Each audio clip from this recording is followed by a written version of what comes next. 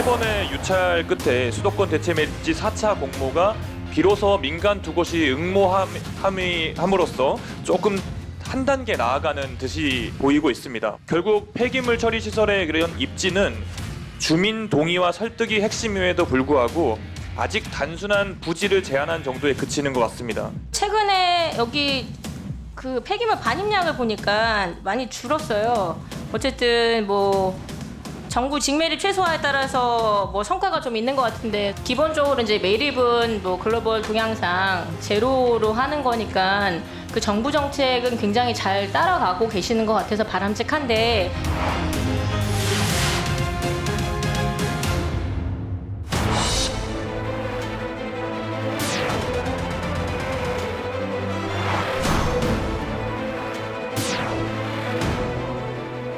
다행히 이 올해 시행하고 있는 직매립 금지와 관련해서 큰 대란이 나진 않았습니다만, 어떻게 하면 생산된 물질을 최대한 순환하고 재활용할 것인가에 대한 여러 가지 숙제들도 한편으로는 있습니다.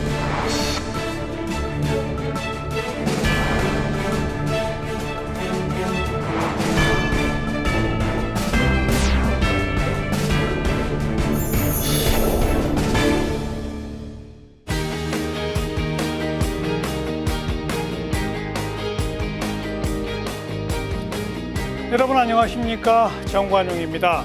2026년 수도권 쓰레기 직매립 금지 정책이 본격 시행되면서 폐기물 처리 체계에 큰 변화가 시작됐습니다. 그동안 수도권 매립지에서 처리해왔던 쓰레기는 매립이 아닌 소각시설을 이용하거나 재활용해야 하는 상황인데요. 하지만 소각시설의 부족, 처리 비용의 증가, 주민 반발과 지자체 간 갈등까지 현장에서는 준비 부족과 혼란을 우려하는 목소리가 나오고 있습니다. 과연 이 정책은 수도권 쓰레기 문제를 해결할 전환점이 될 수 있을까요? 아니면 또 다른 환경 갈등과 생활 불편을 낳는 시작일까요?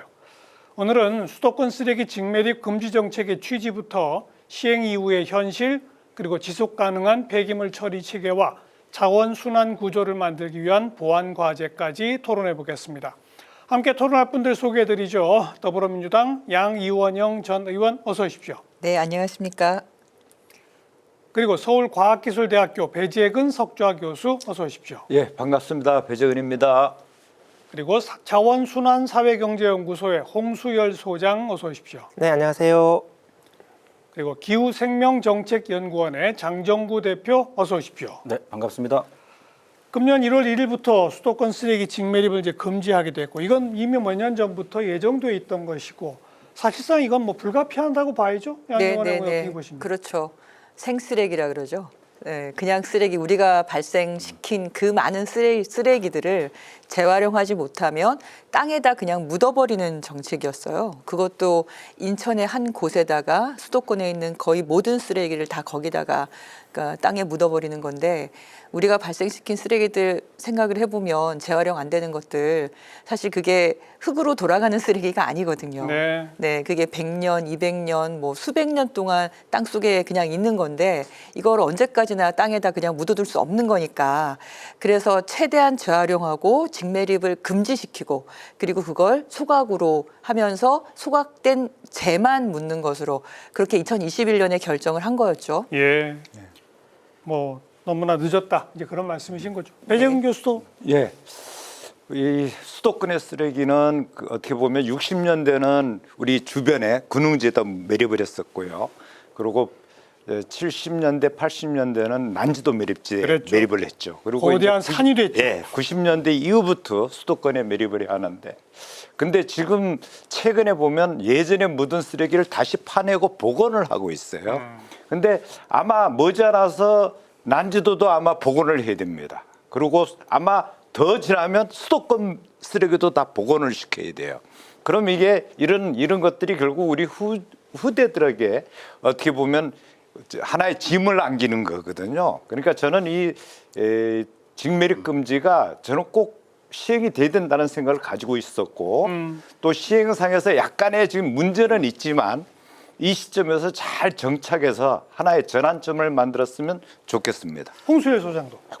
우리나라는 워낙 땅이 부족하기 때문에 매립지 부족 문제가 워낙 심각합니다. 그래서 폐기물의 안정적 관리를 위해서는 직매립 금지는 불가피하다라고 생각하고요. 다만 직매립 금지가 발생원에서 감량과 재활용으로 연결되는, 그러니까 쓰레기 관리 체계의 환경적이고 정의로운 전환의 계기로까지 연결될 수 있어야 이 의미가 더 커질 것이다라고 생각합니다. 장정구 대표도. 예, 뭐 저도 공감합니다. 그러니까 수진적인 정책인데 직매립은 많이 늦었죠.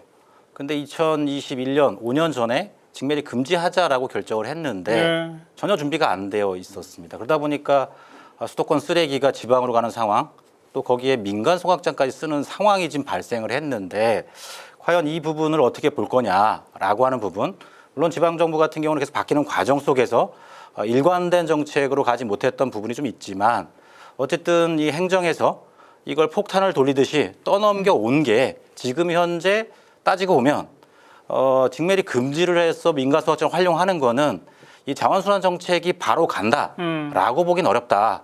칭찬할 만한, 당연히 가야 되는데 불가피한 선택은 맞는데 이걸 칭찬하기는 지금 상황은 어렵다. 이렇게 저는 생각을 합니다. 그 당장 현실의 준비가 부족했다고 말씀하지 않았습니까? 5년이 결코 적은 시간은 아니었죠. 그러니까요. 쉽진 않았다는 거 다 알지만 그 준비가 네. 부족함으로써 현재 벌어지고 있는 문제의 첫 번째가 뭡니까? 가장 중요한 거는 뭐 인천도 그렇고 서울도 마찬가지. 특히 뭐 가장 문제 핵심은 서울인데 이 소각장의 쓰레기를 받을 데가 없기 때문에 지방으로 보내고 있습니다.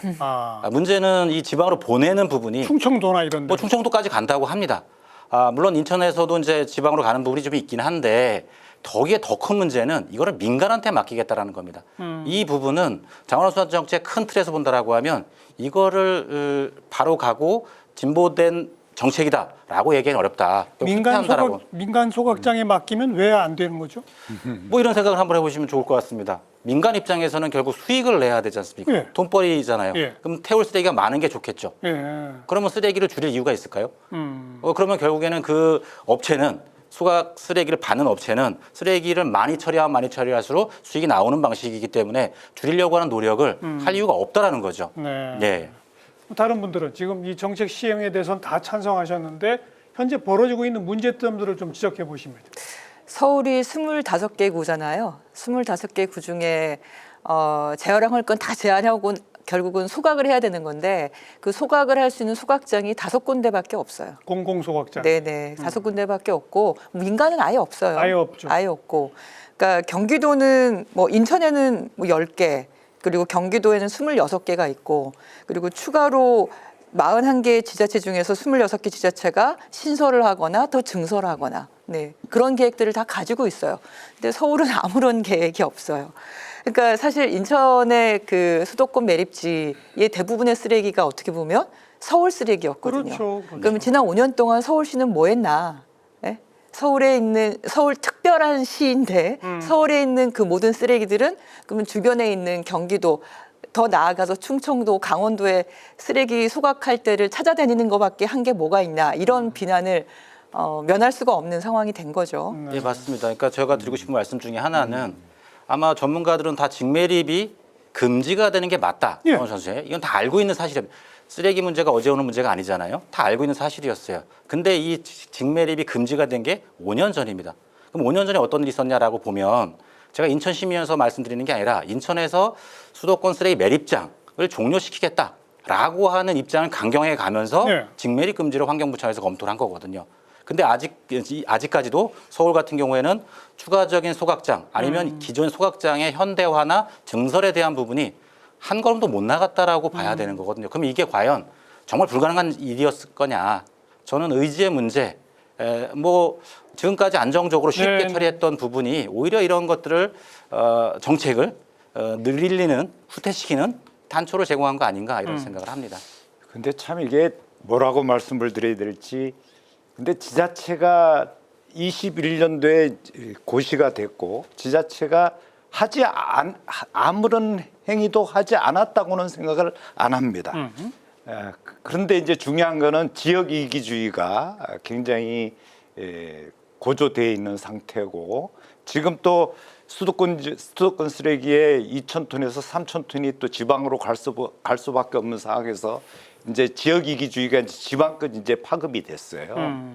그래서 참 이 사태 이걸 근데 원칙은 발생지 처리 원칙입니다. 그렇죠. 예, 서울시에서 발생된 거는 서울시에서 처리하고 그래야 되는데 하여튼 지금 결국은 이 사태가 엮어져 온 거는 참 문제가 굉장히 크고 근데 하여튼 어쨌거나 이게 아직 2030년은 전국으로 확대가 돼요. 네, 그럼 네. 지역 이기주의가 전국으로 확대될 가능성이 있기 때문에 이번 이참에 뭔가 좀 잘 정리를 해서 뭔가 해결책을 마련해야 된다고 생각합니다. 홍수열 소장. 2021년 7월에 법률이 개정되었으니까 그 수도권 지자체에게 한 4년 반 정도의 준비 기간이 주어진 거거든요. 근데 4년 반 안에 직매립 금지 준비를 완료하는 것은 저는 물리적으로는 시간이 부족했던 것은 맞다라고 생각을 합니다. 저는 그러니까 왜 준비를 마치지 못했냐가 평가의 포인트가 아니라 흐름이라고 생각을 합니다. 그러니까 4년 반 동안 어떤 진전이 있었냐, 그렇죠. 이 흐름이 매우 중요하다라고 생각을 하는데요.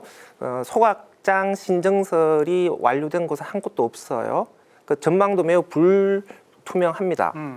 그리고 중요한 건 뭐냐면 그 기간 동안에 수도권 지역의 종량제 봉투 쓰레기의 양이 340만 톤에서 380만 톤으로 40만 톤이 오히려 증가를 했습니다. 그리고 전체 쓰레기에서 종량제 봉투가 차지하는 비율은 오히려 늘어났죠. 그러니까 이 기간 동안에 종량제 봉투의 감량과 재활용을 늘리는 정책도 또한 실패했다라는 것이거든요. 그래서 지자체가 아무런 노력을 하지 않은 것은 아니지만 결국은 직매립 금지에 대응할 수 있는 가시적인 성과 혹은 그 전망을 보여주는 것에서는 실패했다. 네. 그래서 이 흐름들이 앞으로도 그대로 이어질 거기 때문에 앞으로가 더 그 문제가 더 심각해질 것이다라는 것이 저는 문제라고 생각합니다.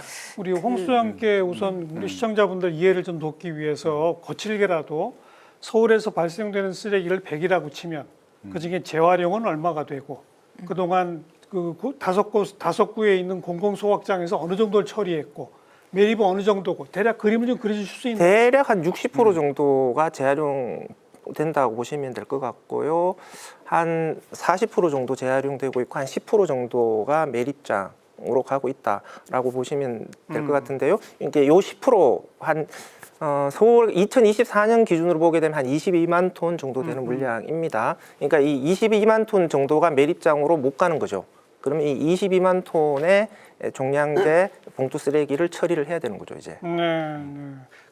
그동안 매립장으로 갔다는 얘기는 5곳 공공소각장에서 처리할 능력을 벗어났다는 얘기 아닙니까? 그러니까 서울에는 이제 1개의 소형 소각장과 4개의 대형 소각장이 있는데 이 소각장에서 태우는 양이 한 2,200톤 하루 정도밖에 안 돼요. 그러다 보니까 매일 한 900톤 정도가 못 되는 양들이 이제 소각장을 못 가니까 매립장으로 갈 수밖에 없었거든요. 네. 결국은 이제 서울 시내에 있는 소각장만으로는 서울 시내에서 발생되는 종량제 봉투를 모두 처리할 수 없다라는 거죠. 뭐 말씀에 이제 재활용률 60% 말씀을 하셨는데 그동안 환경부는 뭐라고 얘기했냐면 지금도 그런 얘기하는 분들이 좀 계신데 대한민국의 재활용률이 80% 넘는다는 얘기를 얼마 전까지도 자랑스럽게 했습니다. 근데 그거에 대한 부분은 착시 효과도 있지만 통계를 어떻게 보냐도 있고 또 하나는 현장에서의 상황을 정확하게 포함시킨 데이터라고 얘기하기 어렵고 전 세계가 그걸 과연 인정하느냐 재활용률에 대해서 지금은 그 얘기를 잘 하지 않습니다. 제가 아는 범위 내에서는. 그건 결국 뭐냐면 재활용이 된다라고 생각을 하고 있었지만 실제 현장에 재활용이 안 되고 있었거든요. 그러면 결국 이게 어디서 문제가 있었는지에 대한 거를 확인하고 이 정책을 보완하고 피드백하는 과정을 거쳐야 되는데 그러지 않았다라고 저는 생각이 듭니다. 알겠습니다. 그 재활용 문제는 그래서- 우리 조금 이따가 네, 따로 떼서 논의하도록 하고요. 그러니까 큰 방향으로 보면 재활용을 늘리고 우선 쓰레기 발생량 자체를 줄이고 그래서 그 종량제 봉투의 발생량 자체를 줄여나가는 것이 기본적으로 장기적 방향일 거예요. 우리 그 얘기는 좀 뒤로 하고요. 네. 당장 처리해야 할 방금 말씀하신 이 서울 내에서 소각을 못 해갖고 그동안 묻던 그거를 이제는 서울에서 소각할 수 있는 공공소각장을 지어야 되는 거 아닙니까? 한마디로. 그런데 현재 서울에서는 마포구에 짓겠다고 했다가 소송까지 가서 지금 진 상태죠. 1심은 졌고 2월 12일 날 그러니까요. 2심 네, 판결이 나올 예정입니다. 자, 공공소각장을 지어야 되는 거 맞죠? 네, 그렇죠.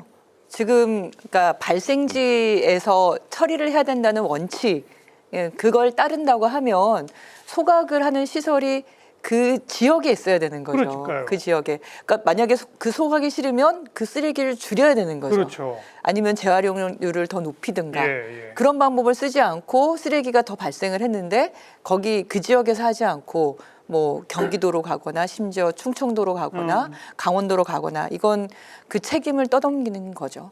네. 근데 당장 저희들 생활 쓰레기를 한번 볼 필요가 있는데요. 생활 쓰레기 중에 지금 현재 좀 전에도 말씀드렸지만 현재 서울시 전체 59%가 재활용이 되고 있어요. 예.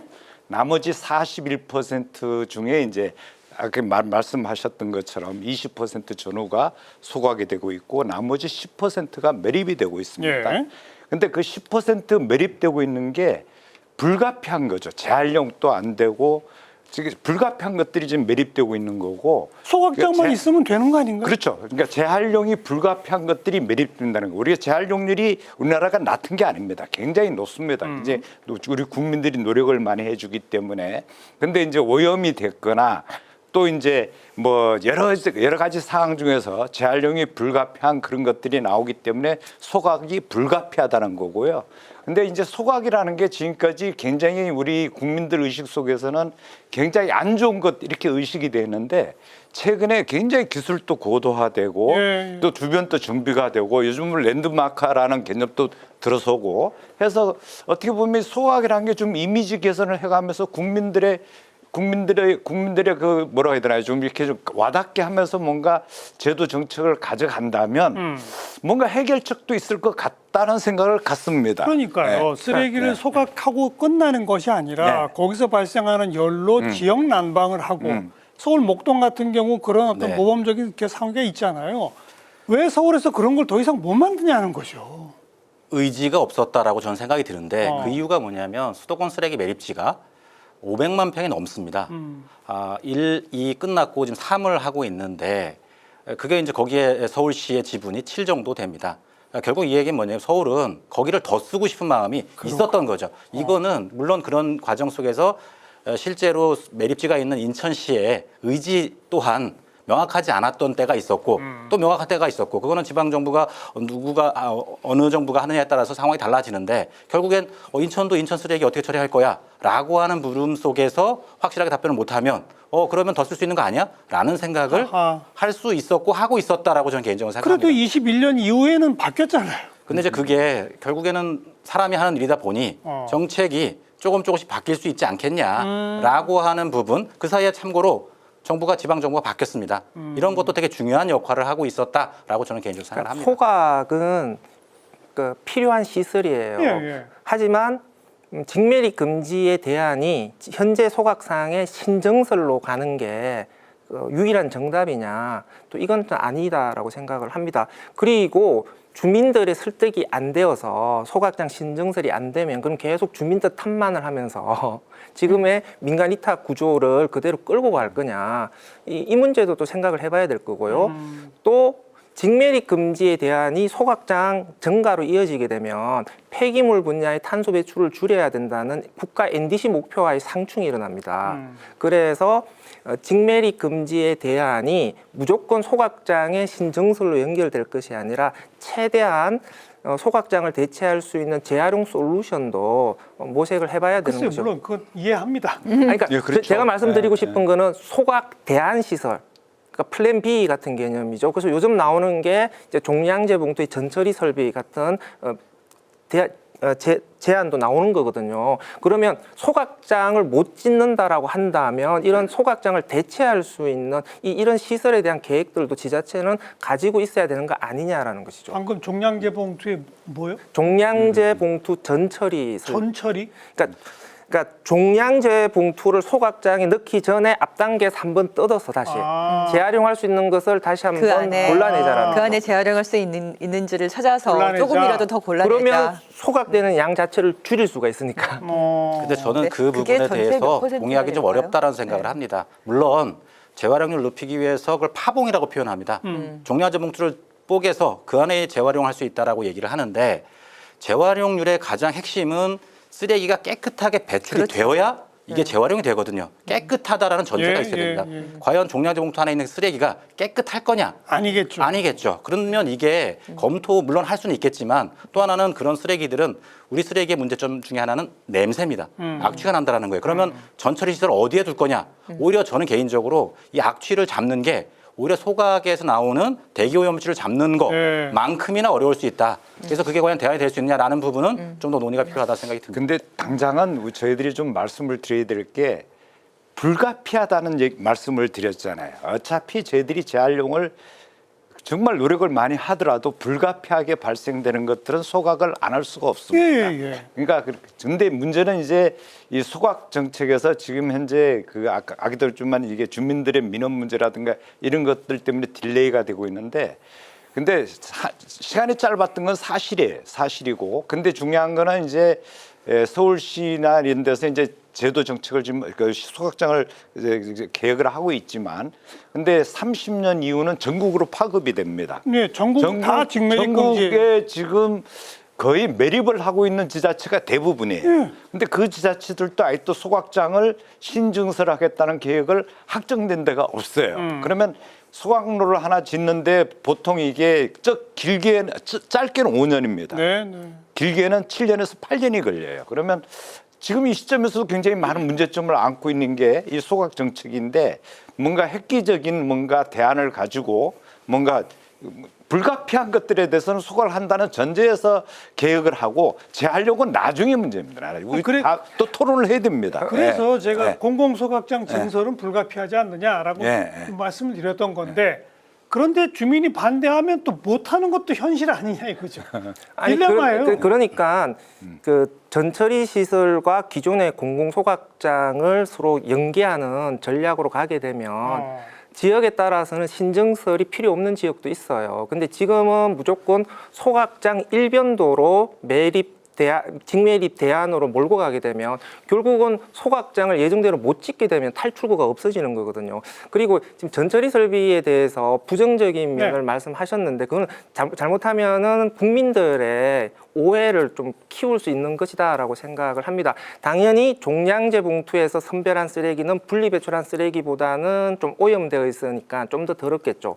하지만 여기에 걸맞는 재활용 시스템을 구축하면 되거든요. 요즘은 폐비닐을 따로 골라내어서 열분해시켜서 기름으로 전환하는 설비도 지금 국가의 전략 산업으로 확대하려고 하는 거거든요. 그럼 종량제 봉투에서 선별해낸 비닐은 충분하게 열분해 시설로 갈 수 있는 품질이 확보가 되거든요. 그러니까 결론은 문제는 주민 수용성이지 않습니까? 예. 그럼 주민 수용성이 확보가 왜 안 되냐? 주민들이 왜 반대하냐? 요즘은 정보가 누구나 다 접할 수 있기 때문에 쉽게 일반 시민들도 정보를 확인할 수가 있습니다. 그런데도 주민들이 덮어놓고 반대한다? 이거는 저는 오해다라는 생각이 물론 그런 부분도 있긴 하겠지만 결국에는 뭐냐면 소각장이든 매립지든 뭐 전처리 시설이든 이 시설이 안정적으로 안전하게 운영이 되고 보탬이 된다라고 하는 사인을 주고 있느냐. 못 주고 있다. 네, 그게 그리고 그 중에 이제 보통 보면 소각장 같은 경우 다이옥신이라든가 여러 가지 대기 오염 물질에 대한 우려들이 있거든요. 자, 그러면 이 우려들을 기술적으로 잡을 수가 없느냐? 저는 그렇게 생각하지 않습니다. 잡을 수 있다고 생각을 합니다. 그럼 그만큼 투자를 하고 있느냐라는 부분에서 봤을 때 그렇게 보이지 않는다라는 겁니다. 그러면 공격적으로 안전한 시설이고 그거에 대한 데이터를 다 공개하고 그리고 또 거기에서 나오는 에너지, 열을 주변 지역에 이용할 수 있게 해준다라고 하면 반대할 이유가 없고 외국에 그런 사례가 적지 않습니다. 그런 걸 중앙정부 차원에서 지금보다 더 좀 파격적인 지원 혜택 같은 걸 줘야 되는 거 아닌가요? 그렇죠. 사실 5년 전에 그 결정을 했으면 양쪽 다 노력을 했어야 돼요. 지자체는 지자체대로 신설이든 증설이든 주민들을 설득하는 방안이든 방금 말씀하신 것처럼 여러 가지 과학적인 데이터나 이런 걸 통해서 그리고 어쨌든 또 이건 환경 정의에 대한 거거든요. 내가 싫으면 남도 싫은 거예요. 근데 내가 싫은 거를 어쨌든 지역에 다른 지역에다가 떠다 넘긴다는 거는 이제 어른으로서의 올바른 행동은 아니잖아요. 네. 네, 그걸 어쨌든 끊임없이 지역사회에서 논의를 했어야 되는 게 지자체의 역할인데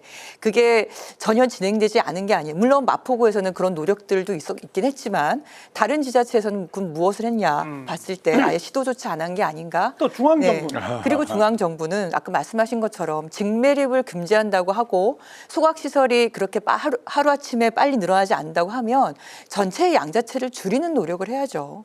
사생결단을 하고 해야 되는 거 아닙니까? 비용이 들더라도. 근데 오히려 수도권의 연간 쓰레기 발생량이 더 늘었다는 말입니다. 우리가 일회용품에 대해서 뭐 카페나 이런 데에서 쓰지 못하도록 이렇게 했는데 그 일회용품은 플라스틱에 한한 거예요. 카페에 가서 보시면 아시겠지만 일회용품 종이컵 그냥 쓰고 있어요. 네? 그리고 포장 그 묶음 포장지 같은 거, 이중 포장 같은 거, 네. 그다음에 과도한 그 선물 포장이나 이런 것들에 대해서 쓰레기를 줄이는 노력을 중앙 정부가 제대로 했느냐 지난 5년 동안 별로 변한 게 없는 것 같아요. 그러니까 양쪽 다 제가 보기에는 선언을 해놓고 사실상 크게 한 게 없는 그 반성부터 해야 된다. 네. 이런 거는 저는 정책의 신뢰성하고도 연결이 되는데요. 아마 유예해주지 않을까? 라는 기대.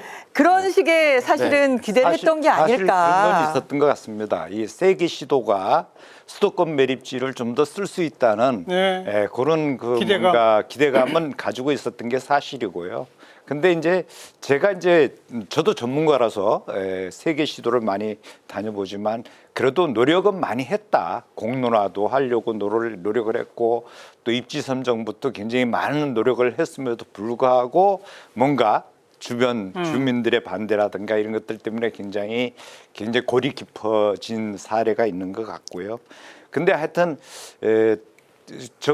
환경부 입장에서도 공공소각시설을 지금까지 지자체에 의존하지 않고 국가가 주도적으로 소각로를 짓는 공공소각시설이라는 법을 하나 만들어 놨습니다. 네. 그래서 그 법에 따라서 공모도 하고 여러 가지를 했었는데 그 공모에 응해준 지자체가 없었어요. 그건 그래서 지원 혜택이 부족하다는 거 아닐까요? 그래서 우리 현재 시점에서는 제가 봤을 때는 지원 정책이 현재 시점에서는 가장 좋은 상황인데 그래요. 그런데도 근데 안 한다. 아직도 많이 모자라는 거죠. 그렇죠. 마포 그래서, 소각장 이슈를 봐야 된다라고 생각을 예, 예. 해요. 그러니까 지금 계속 우리는 공공 소각장 갈등과 관련해서 더 많은 지원 그리고 더 정확한 정보를 제공해주면 주민들이 설득될 수 있지 않겠느냐라고 생각을 하겠지만 사실은 서울시도 이 점에서 좀 착각한 부분이 있었죠. 서울시는 제가 전에 듣기로는 주민들이 크게 반대하지 않을 것이다라는 기대도 있었어요. 왜냐하면 마포 소각장 주변에 대한 파격적인 혜택 그리고 단순한 지원뿐만 아니라 주변 지역에 대한 개발을 통해서 전체적인 또 집값의 상승 이런 것까지 정책적으로 보장을 해주겠다라는 계획까지 제시를 했지만 그럼에도 불구하고 주민 반대는 강하게 일어난 거거든요. 그랬을 때 사실은 좀 막막해지는 부분들이 있는 것이죠. 그러니까 과연 지금 우리가 상상할 수 있는 것만으로 모든 걸 다 동원했을 때 주민 설득은 가능한 거냐 이런 부분들이 지금 막히는 도저히 안 될 수도 있다. 그러니까 저는 플랜 B도 그러니까 생각을 해야 된다라고 생각합니다. 플랜 B가 뭘까요? 제가 말씀드렸던 전처리. 근데 저는 전처리를 해서 그렇게 재활용률을 높일 수 있다고 하기는 좀 어려운 것 같고요. 그것보다 결국은 비용을 더 내는 수밖에 없지 않겠습니까? 네, 그러니까 저도 동감을 합니다. 이게 뭔 얘기냐면 결국에는 우리가 종량제 봉투를 사서 버리는 방식으로 생활 쓰레기를 처리를 했습니다. 근데 종량제 봉투 값이 처리 비용과 같냐? 내가 버린 쓰레기의 처리 비용에 합당한 거냐? 아는 분들은 다 압니다. 절반이 채 안 됩니다. 그럼 나머지는 일반 재정에 투입이 되는 거예요. 결국 뭐냐면 쓰레기를 버리는 사람 입장에서 내가 이 쓰레기를 발생을 많이 시키든 적게 시키든 차이가 느껴져야 되는데 과연 지금 이게 현실적인 가격이냐라는 부분에서 예. 결국엔 지자체도 마찬가지고 지자체 정책이나 정부 정책이 쓰레기를 줄일 수 있게끔 그리고 깨끗하게 배출할 수 있게끔 과연 그런 정책으로 갔느냐라는 부분은 짚어봐야 된다는 겁니다. 그게 같이 가지 않는다라고 하면 실제로 같은 얘기를 계속 되돌이표하는 것처럼 될 거라는 거죠. 그러니까 전처리가 되겠냐? 저는 자꾸 이런 식으로 넘어가면 안 된다고 생각해요. 왜냐하면 여긴 좀 견해 차이가 있어요. 아니 왜냐하면 저도- 데이터 실증 데이터들이 있는 건데. 네. 저도 우리 홍 소장님 의견에 좀 찬성하는 전처리 쪽입니다. 시설. 전처리 시설보다는 여러분들이 좀 생각하셔야 될 게 이 종량제 봉투를 한번 뜯어보세요. 뜯어보시면 현실을 알 수가 있습니다. 저희들은 매년 종량제 봉투를 조사합니다. 아, 그러시구나. 뜯어서 조사를 합니다. 네네. 근데 그 안에 보면 우리나라 국민들이 음식물 쓰레기 분리수거를 잘 해주셔가지고 물기가 거의 없어졌어요. 굉장히 그 건조된 상태의 쓰레기고 옛날에는 발열량이 1,600, 1,700이었지만 지금은 발열량이 3,000, 4,000까지 올라가고 있어요. 발 무슨 양이요? 발열량이요. 발열량. 열량이 올라가고 그러니까 젖어 있습니다. 있지 않다는 거죠. 그러면 그 안에 있는 쓰레기를 우리가 더 분리를 해낼 수 있습니다. 지금 홍 소장님 얘기하신 것처럼 우리가 분리 배출 단계에서도 저는 솔직히 이런 말씀을 좀 더 국민들이 노력을 해주셔가지고 폐비닐을 다 분리해 줬으면 좋겠어요. 폐비닐을. 현재는 폐비닐 다 분리하면 재활용적으로 다 흘러가게끔 돼 있습니다. 근데 아직까지도 종량제부터의 폐비닐이 많이 있고요. 그리고 그게 안 된다 했을 때는 홍 소장님 의견에 저는 찬성하는 게 소각장이라든가 어떤 시설 앞에다가 너무 복잡한 시설이 아닌 전처리 시설을 둬서 가연성 쓰레기를 골라서 우리 에너지 쪽의 수요가 굉장히 많습니다. 시멘트 쪽도 있고 또 이제 열분해 우리가 이 플라스틱을 열분해 가지고 또 다시 플라스틱을 만들어야 합니다. 그런 쪽에 수요가 많기 때문에 그쪽으로 보내야 된다는 생각을 같이 합니다. 그러니까 제가 말씀드리고 싶은 거는 대안은 여러 시나리오가 있어야 된다. 그래야 리스크 분산이 된다라는 거거든요. 그러니까 지금 우리는 너무 하나의 대안만 소각장만 고집할 수는 하게 없다. 되면은 오히려 리스크가 점점 더 커질 수 있다라는 생각을 갖고 그 있어요. 지점에서 제가 한 말씀 드리면 뭐 공감을 하고요. 다양한 그 방법에 대한 검토는 해야 된다라는 거 공감을 하는데 문제는 뭐냐면 이게 복잡해질수록 그걸 실천해야 되는 시민들 입장에서는 되게 실천하기가 어려워질 수 있다라는 거예요. 오히려 분리배출은 단순하고 명쾌한 게 오히려 시민들이 함께 하기가 쉽거든요. 근데 결국엔 뭐냐면 쓰레기가 가정에서 나올 때 제대로 배출이 되면 중간 전처리 시설이 필요가 없겠죠. 그렇겠죠. 그럼 결국은 그러면 거기서 뭐를 해야 되느냐? 전처리 시설을 만드는 거에 에너지를 쓸 것이 아니라 시민들이 그걸 어떻게 하면 할 수 있느냐에 대한 고민을 더 하는 게. 근데 왜 이 말씀 드리냐면 쓰레기를 줄여야 된다, 버리지 말아야 된다는 얘기는 어제 오늘 얘기가 아니거든. 근데 깨끗하게 배출해야 된다. 왜냐면 환경부는 얼마 전까지만 하더라도 쓰레기는 자원입니다라는 주장을 했어요. 했죠. 근데 거기에 더럽혀진 쓰레기는 자원이 안 된다라는 얘기를 하진 않았어요. 그럼 재활용률이 80% 이상이다는 얘기를 했거든. 이게 여기서 오는 착시 효과가 정책의 후퇴하거나 앞으로 가지 못하는 역할을 했다. 이거를 명확하게 하고 그다음을 갔으면 좋겠다는 그러니까 말씀입니다. 감량과 재활용을 하지 말자는 게 아니라 감량과 재활용은 가장 하되, 우선순위로 가야 되는데 감량과 재활용의 문제는 효과가 장기적으로 나타나요. 그래서 감량과 재활용 정책에만 그 의존할 수는 없는 것이죠. 그러니까 장기적으로는 알겠습니다. 감량과 재활용이 비전을 끌고 가되 당장 현실적으로 나오는 이 종량제 봉투는 또 어떻게 해결할 네, 거냐의 문제도 생각해봐야 되는 거죠. 참 근데 이게 보면 어떤 시설을 어디다가 하려고 그래요. 그게 소각장이든 전처리든 어쨌든 사람들이 싫어하는 거잖아요. 근데 그걸 어느 한쪽에다 하려고 하는 게 문제다라고 얘기하면 결국은 그 쓰레기를 내는 다수의 사람들의 책임은 어떻게 둘 거냐의 문제예요. 여기에 대해서 아무것도 하지 않고 여기에 이것도 하고 저것도 하고 이것도 한번 설득해보고 이것도 해보자라고 얘기하는 건 참 답답한 노릇이거든요. 제가 아까 비용을 얘기했는데요. 만약에 종량제 봉투가 지금보다 2배, 3배 비싸진다면 전처리가 필요 없을 정도로 철저하게 분리를 해서 종량제 봉투에 들어갈 쓰레기는 줄어들 가능성이 오히려 높습니다. 그러니까 우리가 자본주의 시장 경제에서 사람들의 행동을 어떻게 촉발시킬 거냐의 문제잖아요. 그리고 서울에서 만약에 쓰레기 처리를 못한다면 그걸 주변에다가 간다면 그럼 비용을 같이 줘야 되는 거죠.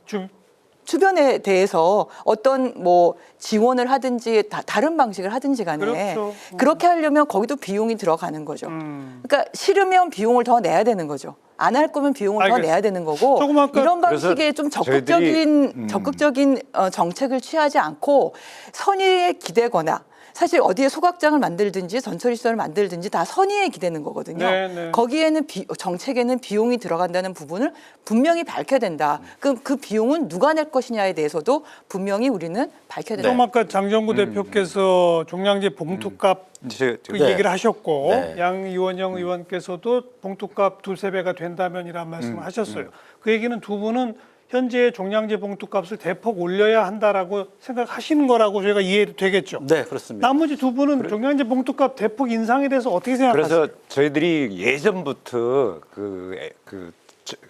자립률을 높여가자. 그래서 현재 서울시를 좀 저희들이 평가를 해보면 현재 톤당 10만 원 종량제 봉투를 저희들이 구매를 하면 폐기물 처리비를 톤당 10만 원 내고 있어요.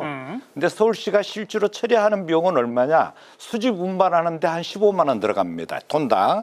그리고 처리하는데 벌써 20만 원, 거의 30만 원, 톤당 30만 원 이상이 들어가요. 그러면 현재 주민들이 부담하는 거는 30%밖에 안 되기 때문에 그렇죠. 이걸 저희들은 그냥 100%까지 가자고 계속 주장을 했지만 네. 현재까지 상황이고 근데 이게 결국은 그 물가에 대한 반영, 뭐 특히 요즘 많이 얘기하는 게 선거, 지방선거나 이럴 때 종량제 봉투 좀만 올려도 그죠? 그 뭐 선거에 뭐 불리한 뭐 저걸 받고 하기 때문에 못하겠다 이런 반응들이거든요. 네. 그것도 좀 시정을 해야 될 것 같고 하여튼 또 하나는 뭐냐면 아깝게 저기 전처리 시설 자꾸 얘기를 해서 하는 얘기인데 현재 우리나라의 소각장에 설치된 소각장들의 가동률이 그러니까 설계 대비 가동률이 70%에서 80%예요. 그 이유를 들어보면 발열량이 너무 높기 때문에 너무 건조한 쓰레기가 들어오니까 100%를 못 태운다고 얘기하거든요. 과열돼서. 예. 그러면 거꾸로 얘기하면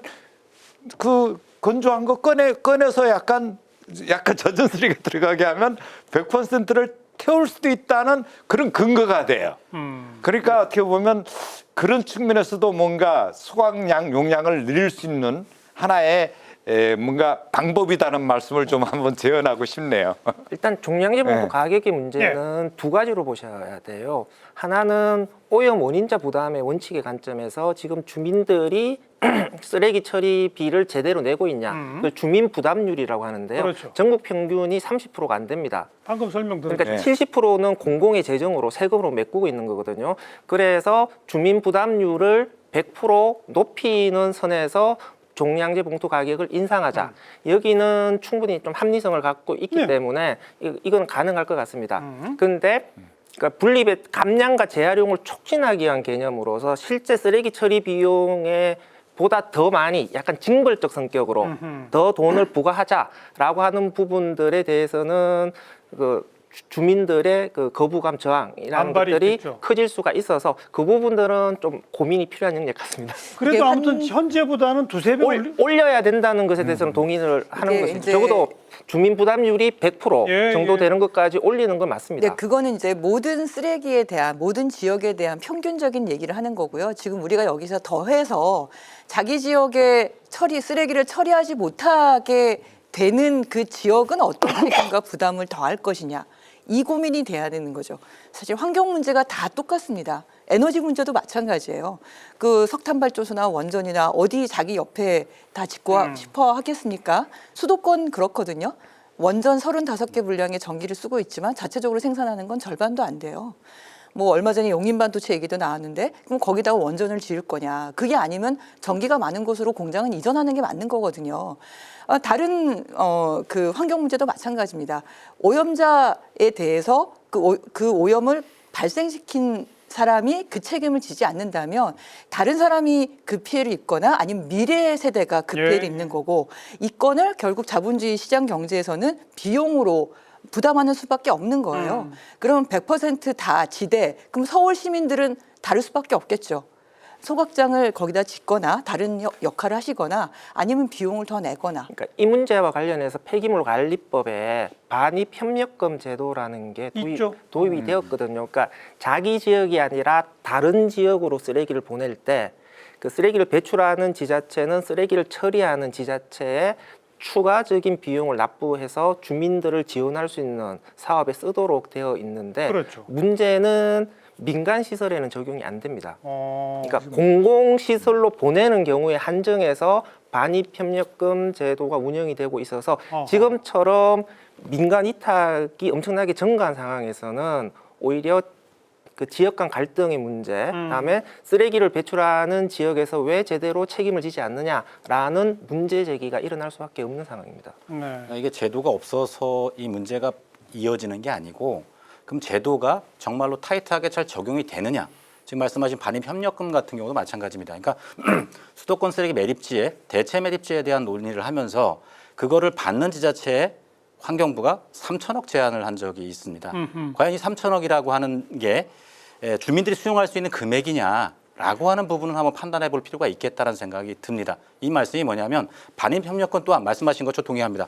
민간 쪽에도 검토를 해야 되는데 이 반입협력금이라는 제도는 있지만 이게 실질적으로 가동되고 그거를 주민 수용성 확보하는 데까지 적절한 금액이냐 라고 하는 부분에 대한 것도 고민을 해야 된다라는 말씀입니다. 왜냐? 주민 수용성이 그만큼 중요해지고 있는 상황에서 여전히 환경부 아니란 거 아니냐라는 지적 가능하다고 저는 생각합니다. 아무튼 네 분 다 동의하시는 거는 종량제 봉투값을 올려서 쓰레기를 발생시킨 사람의 비용 부담을 더 높이면 쓰레기 발생량도 줄여나갈 수 있을 것이고 재활용률도 더 높일 수 있을 것 아니냐. 이렇게 되면 소각 대상이 되는 또 소각해야 되는 양 자체가 축소될 테니까 소각장 증설액이 난감한 상황도 좀 피할 수 있는 대안이 아니냐. 네 분 다 그건 동의하신다는 말씀이신 거죠? 근데 정치권에서나 이런 데서 전기요금 올리기 어려운 것처럼 이런 것도 올리기 굉장히 어려운 게 또 현실인 거죠. 이번 그걸 지방선거에서 공약을 종량제 봉투 인상으로 했으면 좋겠습니다.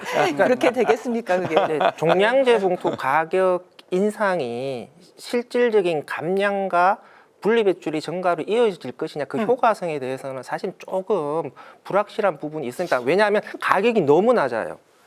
가격이 너무 낮기 때문에 지금 2배, 3배로 올리더라도 그래도 안 된다? 왜냐하면은 지금 한 가구가 한 달에 종량제 봉투 가격으로 부담하는 비용이 2,000원 조금 넘을 거예요. 2배로 올려도 4,000원이에요. 3배로 올려도 6,000원이거든요. 과연 이 정도의 그 가격 충격으로 사람들이 이제 분리배출 더 잘해야지, 쓰레기를 더 줄여야지라는 유인이 생길 거냐.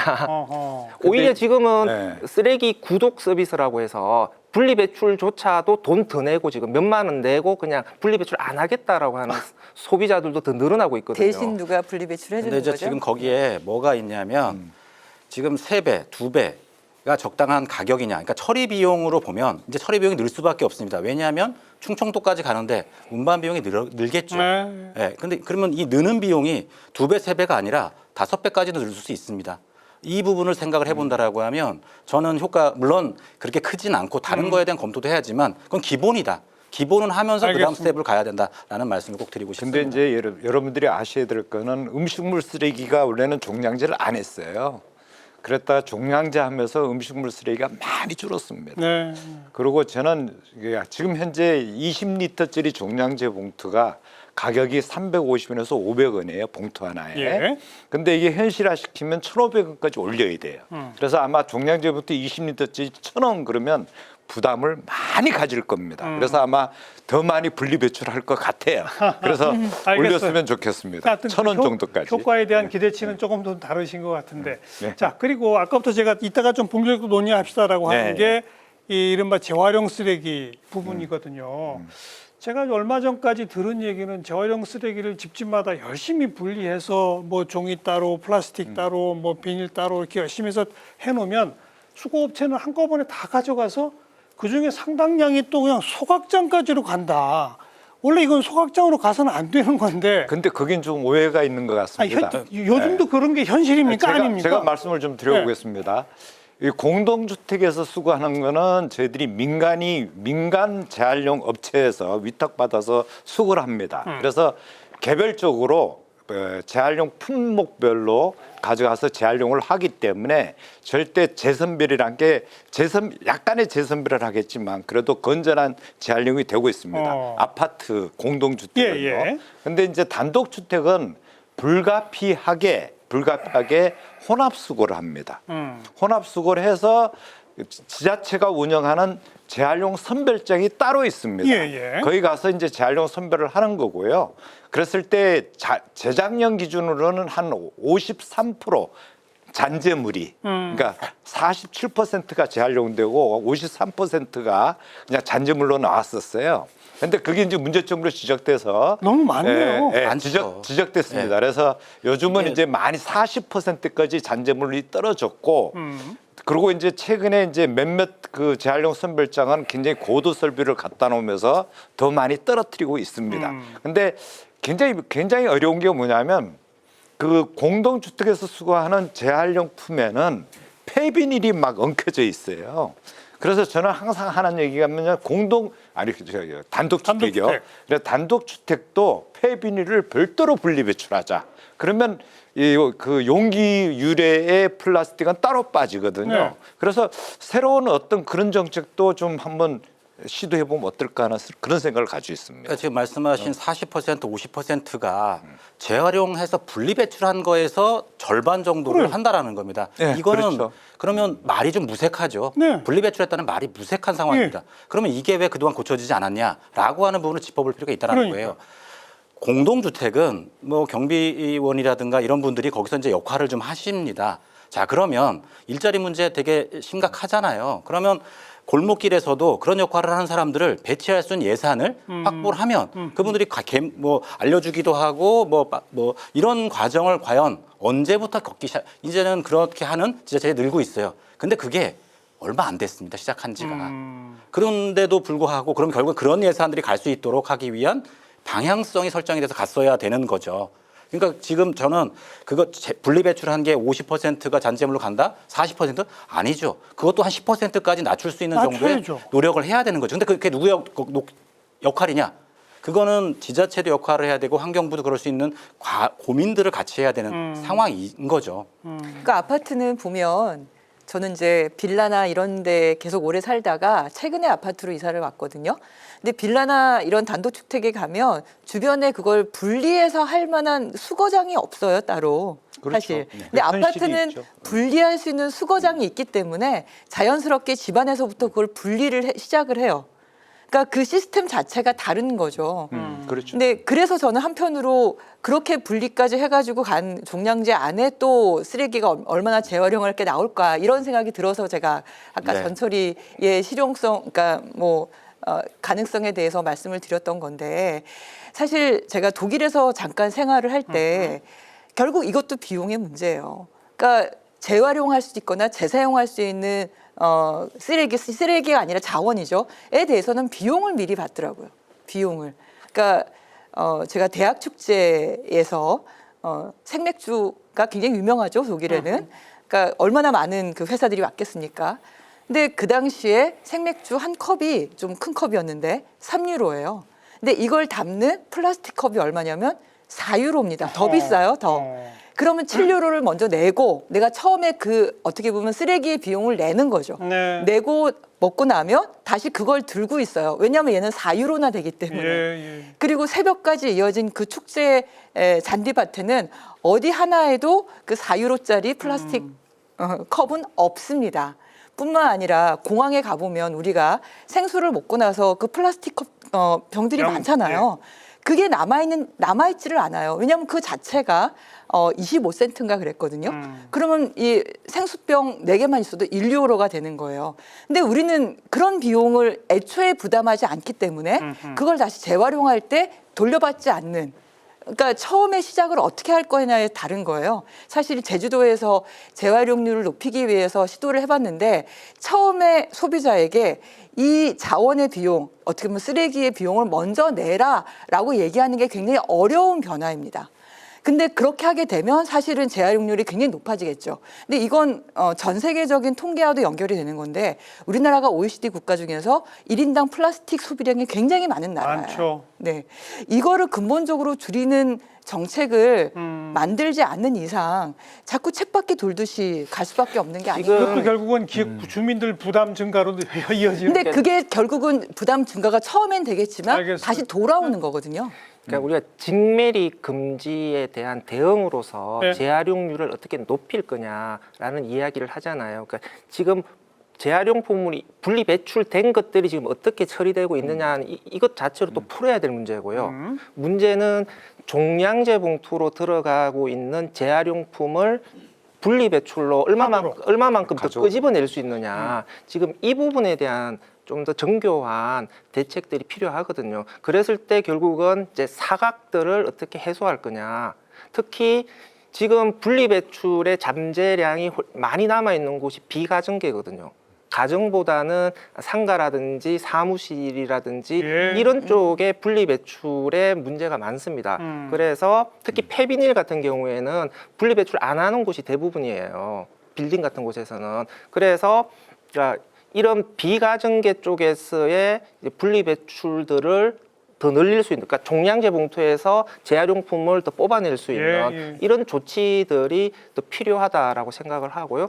두 번째로는 분리배출 품목을 개발해야 돼요.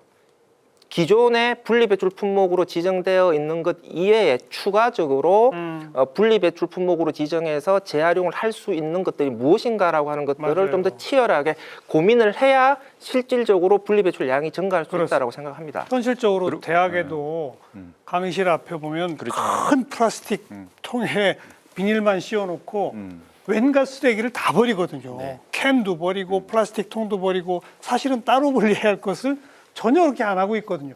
그렇게 왕창 쌓여있는 그 쓰레기들은 결국은 소각장으로 가는 거 아닌가요? 그렇죠.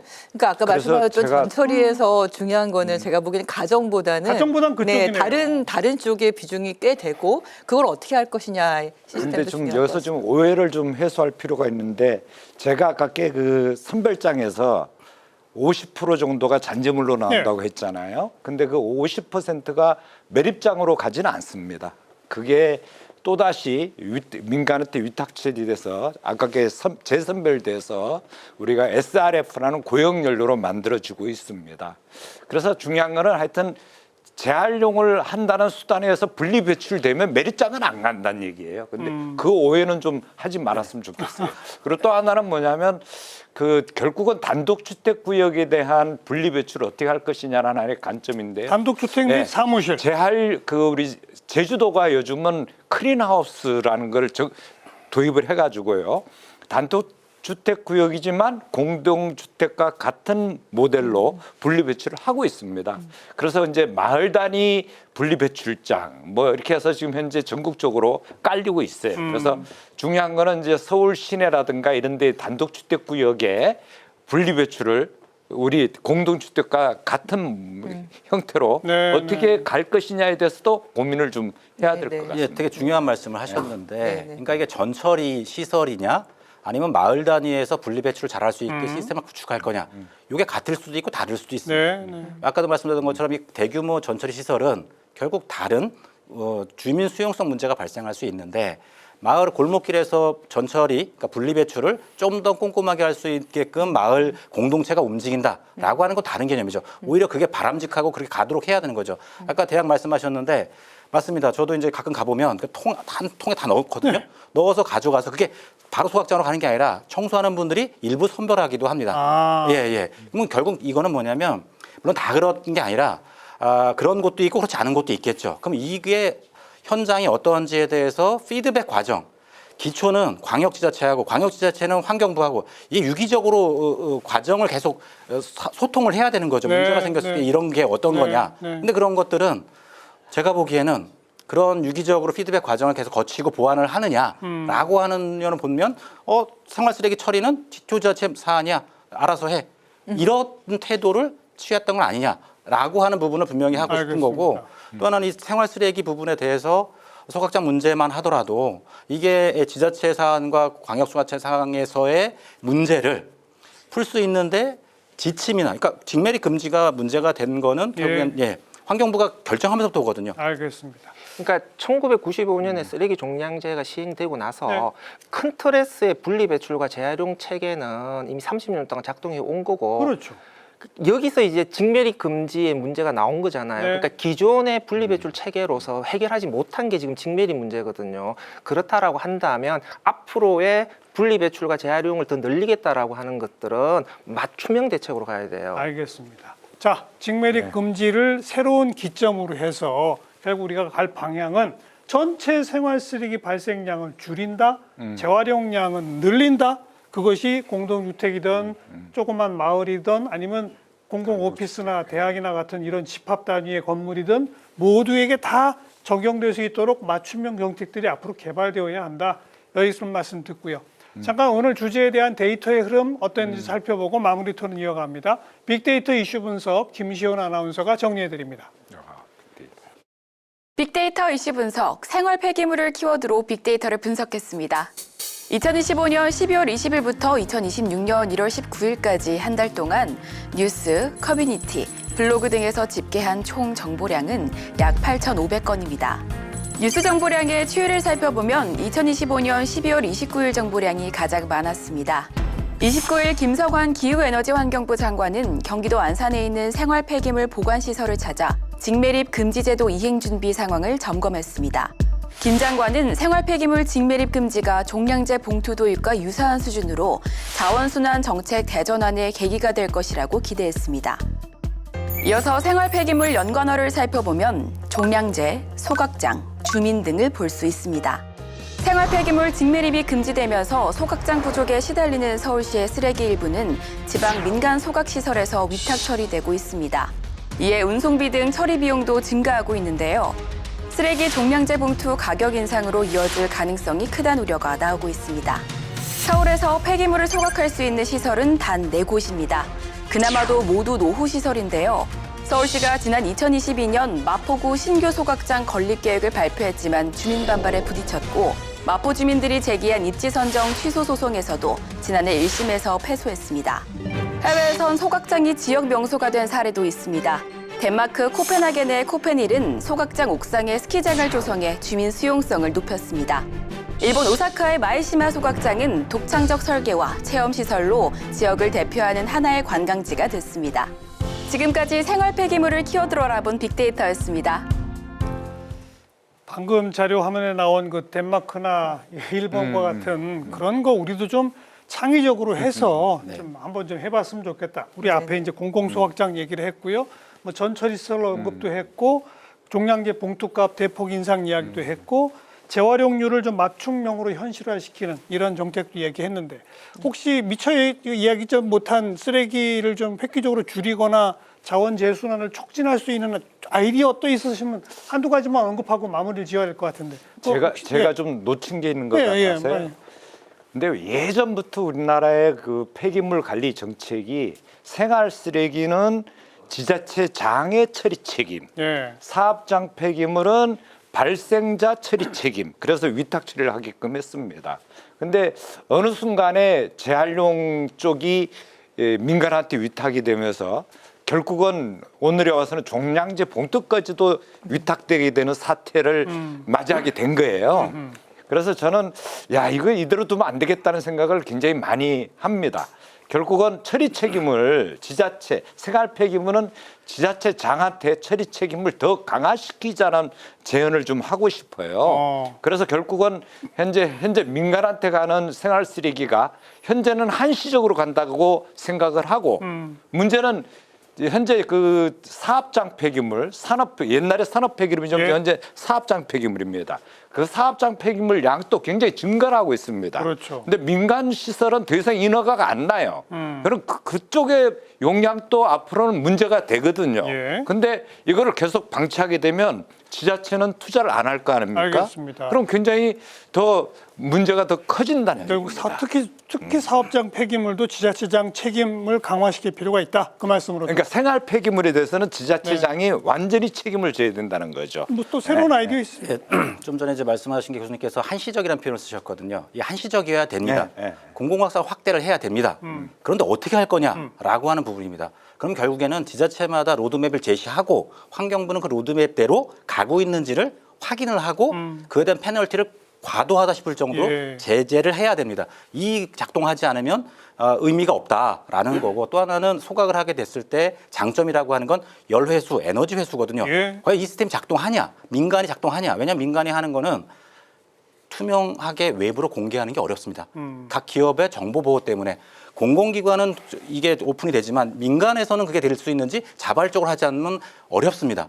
이런 상황에서 민간 소각장을 연 거거든요. 그러면 이게 과연 어떻게 작동할 것인지에 대한 고민을 해야 되는 거고, 그리고 또 하나는 다들 뭐 환경 관련돼서 고민하는 분 다 압니다. 생산 단계부터 재활용이 잘 될 수 있는 방안이 뭐냐. 그렇죠. 이 부분에 대한 거를 예. 누군가는 원터치로다가 라벨이 떼어질 수 있는 거를 제안을 해서 얘기도 하거든요. 그러니까 이런 고민들이 지금에 나왔다라는 것 자체가 조금은 환경 선진국이라고 하기는 좀 민망하다라는 얘기를 꼭 드리고 싶고, 또 하나는 영국 신사는 옷을 오래 입고 굽을 계속 가는 거를 신사로 하거든요. 그렇죠. 과연 그런 문화가 정착이 될 수 있도록 무엇을 할 거냐에 대한 고민을 해야 된다라는 말씀을 드립니다. 과도한 생산과 소비 자체가 쓰레기의 주범 아닙니까? 그렇죠.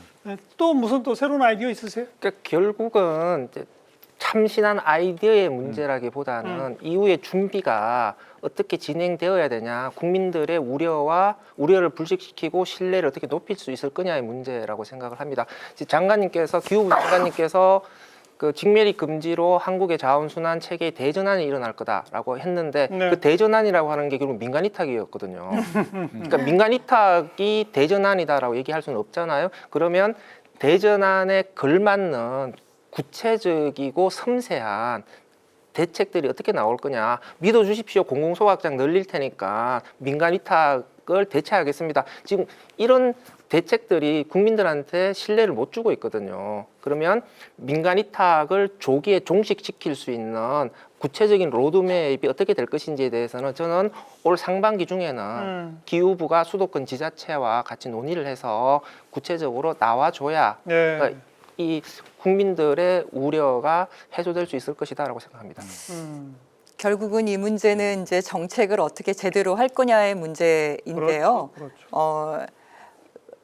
처음으로 돌아가 보면 1995년 우리가 돈을 내고 쓰레기를 버려야 된다는 인식이 그전에 없었어요. 그때 정말 획기적 전환이었죠. 그렇죠. 다 이렇게 섞어서 버리는 게 너무나 당연했던 시대에서 우리가 어느 순간에 쓰레기 봉투를 돈을 주고 사야 되고 내가 쓰레기를 버리려면 돈을 내야 되는구나. 음식물 쓰레기 분리도 그 다음이었고요. 이게 사실은 세계적인 성공 사례예요. 맞아요. 이런 식의 돈을 내고 쓰레기를 버려야 된다라는 인식을 심어주기 위해서 그런 정책 변화를 하려는 나라들이 많이 있었지만 대한민국은 그걸 성공한 나라거든요. 그렇죠. 그리고 그걸 도입한 이후에 쓰레기가 20-30%가 초기에 확 줄었어요. 예. 저는 이건 소각장 걸림 문제라든지 아니면 재활용에 대해서 어쨌든 비용을 분담하게 하는 문제라든지 아니면 그 일회용품을 획기적으로 줄이기 위한 여러 가지 정책이라든지 이런 건에 대해서 저는 정치권에서 또 정부에서 시민들을 믿어야 된다. 특히 우리나라는 이런 쓰레기 정책에 대해서 성공한 경험이 있기 때문에 이 건에 대해서도 분명히 시민들을 믿고 그 정책을 단호하게 추진한다면 저는 이번 건도 무난하게 알겠습니다. 성공할 수 있지 않을까라고 생각을 합니다. 특히 지난 4년 2021년에 방침은 결정을 해놓고 중앙정부도 지자체도 사실 서로 눈치 보고 별 노력을 안 했다라는 것은 뭐 피할 수 없는 그런 비난이니까요. 이제라도 그런 것을 시작해서 꼼꼼히 그 설계된 정책들을 이제는 내놓아야 할 것 같다. 그러기도 하고 감량 정책, 정말 진심 있는 감량 정책과 재활용 정책을 해야 되는데요. 여기서 한 가지만 좀 지적하고 싶은 것 중에 하나가 생분해성 비닐. 문제예요. 생분해 비닐. 생분해성 비닐이 친환경적이라고 하면서 지금 편의점에서 도입이 되고 있는데 이거는 재활용이 안 되거든요. 얘랑 비닐이랑 섞이면 전체가 다 재활용이 안 돼 버려요. 그럼 얘는 그냥 쓰레기통 종량제 봉투로 들어가야 되는 거거든요. 그거까지 이런 문제들이 사실 정말 감량과 재활용 정책이 제대로 시행되고 있는지 그러지 못한 정책 중에 하나가 이런 정책이 아닌가. 알겠습니다. 네. 자, 근데 마무리 발언 잠깐만요. 제가- 마지막 예, 발언 장 대표님부터 한 30초 정도, 1분 이내로 마지막 한 말씀씩 듣겠습니다. 예. 지자체든 중앙정부든 네가 해야 된다라는 게 아니라 내가 해야 된다. 이 부분은 정부만의 문제는 아니다. 네. 라는 뭐 환경운동가 정치권 역시 마찬가지다. 각자 역할을 무엇을 해야 되는지를 고민을 해야지. 물론 성공했다. 공감합니다. 하지만 100점 만점 100점이냐? 아니다라는 거잖아요. 100점 만점 100점이 되기 위해서 뭘 해야 되는지 각자 위치에서에 대한 고민을 할 필요가 있다 생각합니다. 홍수일 소장 마무리 발언. 그러니까 직매립 금지로 인해서 당장 폐기물 대란은 발생하지 않았습니다. 그러니까 폐기물 대란이 발생하지 않았기 때문에 문제가 없는 것이냐. 구조적으로 폐기물 대란의 리스크는 커졌다라고 생각을 합니다. 그러니까 불시에 폐기물 대란이 다가올 수도 있습니다. 그렇죠. 시장 전체가 매우 불안정해졌습니다. 따라서 폐기물 대란이 벌어지지 않았다라고 해서 안심할 것이 아니라 빨리 폐기물 관리 체계 대전환을 일으키기 위한 노력들이 추가적으로 치밀하게 진행되어야 된다라고 생각합니다. 네, 배재근 교수. 예. 근데 참 저는 오랫동안 이 폐기물 쪽에 많은 제도 정책을 제가 이제 발굴하면서 많이 느끼는 게 뭐냐면 최근에 소각장, 매립장, 재활용 시설들에 대한 인허가가 전혀 안 나고 있고요. 또 낼 수도 없는 상황입니다. 근데 이렇게 가다가는 그렇게 많은 폐기물이 점점 그러니까 폐기물이 발생량이 늘어나고 있거든요. 아마 거기에 대한 대응이 가능할까라는 의문이 가요. 근데 대한민국 쓰레기를 이제 어떻게 해야 될지 정말 이제는 사회적 합의가 필요한 것 같아요. 근데 그 중에 저는 좀 예전에 좀 너무 강력하게 밀어붙여서 좀 문제가 됐지만 그래도 환경부가 중앙이 그래도 주도적으로 해서 강력 소각장, 강력 매립장 또 조성을 해야 되고 또 이제 그 이미지 개선이 굉장히 중요한 것 같아요. 사회적 합의를 하려면 그 이미지 개선이잖아요. 그렇게 하려면 좀 더 많은 투자를 하고 또 더 많은 홍보를 하고 좀 더 많은 공감대를 형성하기 위한 예. 공론화 등이 필요하다 이런 말씀을 드리고 싶습니다. 양이원 영님. 네. 제가 덴마크에 가서 재생에너지만 잘하는 줄 알았더니 봤더니 거기는 지표 중에 하나가 순환 경제예요. 순환 네. 경제. 환경 생태계에서는 직선이 아닙니다. 다 원입니다. 쓰레기가 없는 거죠. 쓰레기가 곧 자원이에요. 100% 그 쓰레기는 자원으로 재활용되고 누군가의 생명으로 다시 태어납니다. 이렇게 순환이 되거든요. 자연은. 근데 사람이 개입을 하면서 에너지도 그렇죠. 채굴해서 뭔가를 태우면 쓰레기로 남습니다. 우리가 쓰레기가 계속 발생하고 있는 거잖아요. 근데 이걸 덴마크에서는 자원 재활용까지 포함해서 그렇죠. 순환형으로 만드는 목표를 만들고 있더라고요. 이걸 몇 %까지 확인을 했느냐. 그 직매립을 금지한 이 사건에서부터 시작된 지금까지의 문제를 단순히 그 문제만 보지 말고 예. 아까 말씀드렸던 중앙정부에 다 같이 동의하고 계시죠. 중앙정부의 역할, 지자체의 역할에서 정말 쓰레기 자체를 줄일 수 있는 그래서 직선으로 발생하는 쓰레기가 아니라 이게 원으로 순환되는 쓰레기를 줄이고 그리고 재사용하고 재활용하고 결국 최종적으로는 소각해서 다 자연으로 돌리는 그런 정책을 하는 목표를 분명히 가지고 있어야 된다. 그래야지 쓰레기가 줄어들지 않겠습니까? 알겠습니다. 네, 일회용품 안 난다 그러면서 종이컵은 그냥 허용하는 이런 정책은 네, 아닌 거죠. 자, 직매립은 그야말로 후진적이고 아주 난폭한 그런 정책이었습니다. 그걸 아직까지도 하고 있었다는 것은 사실 부끄러운 일이고요. 그런데 그걸 안 하기로 한 건 잘했는데 그에 따른 후속 대책에서는 정부도 지자체도 미흡했습니다. 이제라도 정신 차리고 꼼꼼히 설계된 정책들을 만들어내고 주민들의 신뢰를 얻어야 할 것 같습니다. 늦은 시간까지 수고하셨습니다. 네, 네. 고맙습니다. 네, 감사합니다.